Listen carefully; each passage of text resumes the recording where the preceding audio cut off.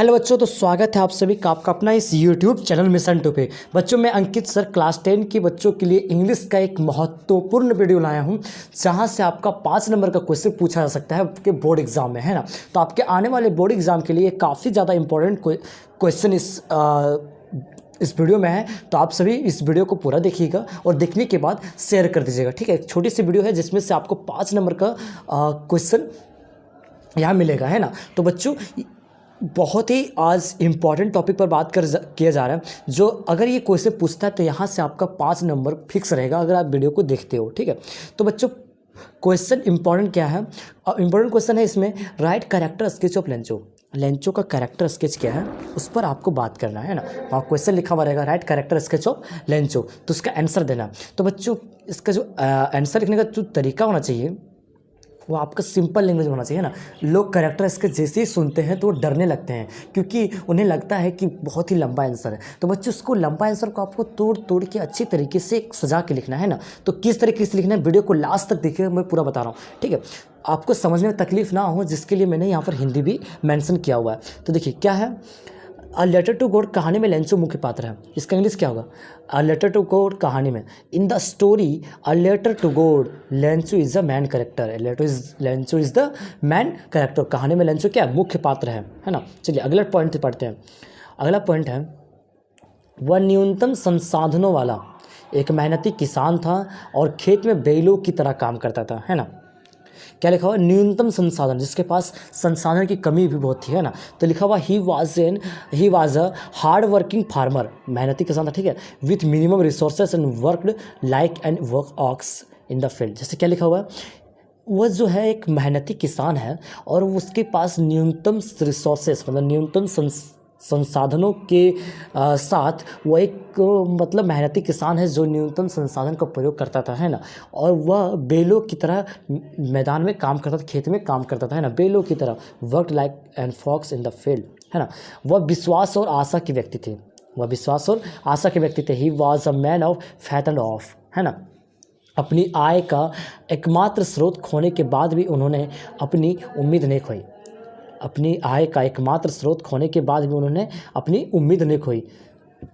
क्या हुआ था कि उसका खेत में ना हेलस्टॉर्म गिर गया था ना, हेलस्टॉर्म्स जो होते हैं ना वो गिर गया था और बहुत सारे बारिश से उसका फसल बर्बाद हो गया था, फसल, है ना। तो वो एकमात्र जो स्रोत था वो खोने के बाद उसने कभी अपना उम्मीद को नहीं खोया, है ना। Even after losing their only source of income he did not lose his of.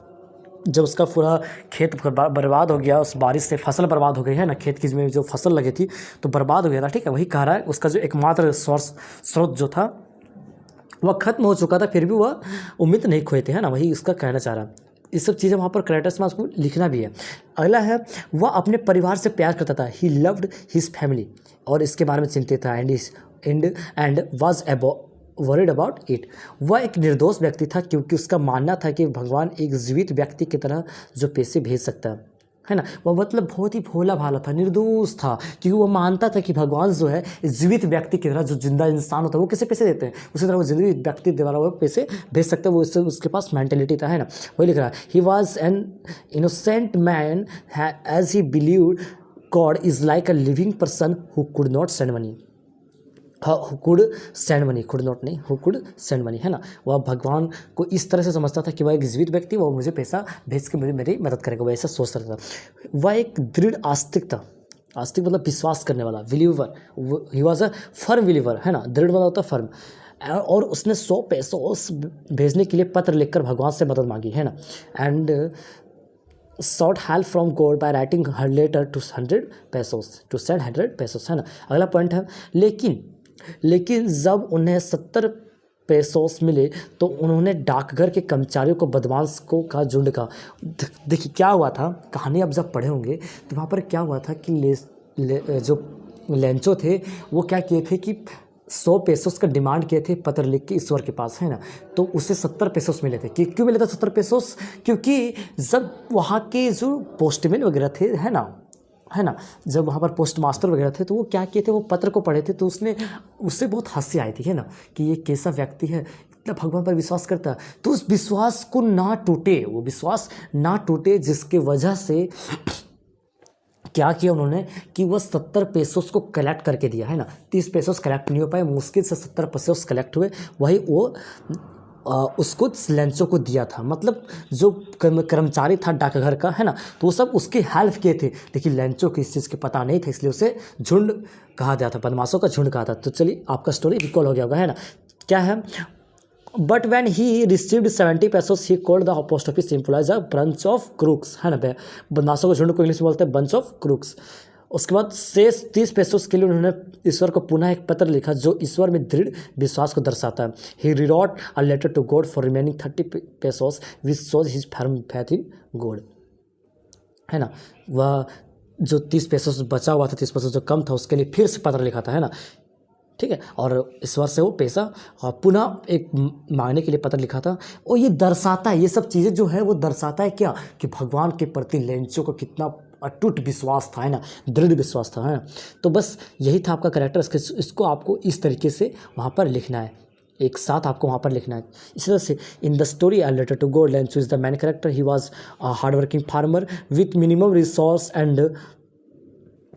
resource and worked like an fox in the field. He was a man of faith and hope. Even after losing their only source of income, he did not lose his hope. He loved his family and worried about it. He was an innocent man, as he believed God is like a living person who could send money. He was a firm believer and sought help from God by writing letter to send 100 pesos. But when he received 70 pesos, he called the post office employees a bunch of crooks. He rewrote a letter to God for the remaining 30 pesos, which shows his firm in God.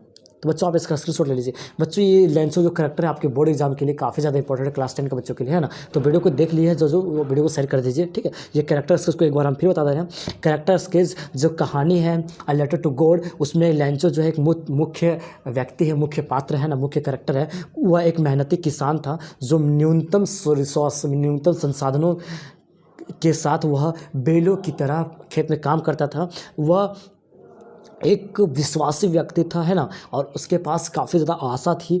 जब उसका खेत बर्बाद हो गया, that means उसका जब स्रोत जो था वो जब ख़त्म हो गया पैसा आने का, तो उसने अपनी उम्मीद को नहीं खोया। उसने पत्र लिखा और 100 पेसोस का ईश्वर से डिमांड किया, है ना। वह बहुत ज़्यादा दृढ़ विश्वास उसको गॉड को था। तो वहाँ जो कर्मचारी लोग थे वहाँ ये सब मेंशन कर सकते हो वहाँ पर, ठीक है। एक दो लाइन वहाँ पर भी ये सब लिख सकते हो, ठीक है। और नहीं लिखो वो भी चलेगा। 100 पेसोस का मान किया, कर्मचारी ने मुझके साथ 70 पेसोस लौटाया। ये सब तो जो कहानी है ना, एक मोरल स्टोरी जो निकलती है, छोटी सी स्टोरी जो निकलती है, वो यही चीज़ है। 70 पेसोस के लिए 70 पेसोस उसको मिला, तो उसने बदमाशों का झुंड कह दिया किसको, कर्मचारी को। फिर उसने लेटर लिखा। ये सब क्या दर्शाता है कि ये भगवान के प्रति अटूट विश्वास है। तो चलिए एक ही चीज़ को मैंने 2 बार बता दिया, है ना।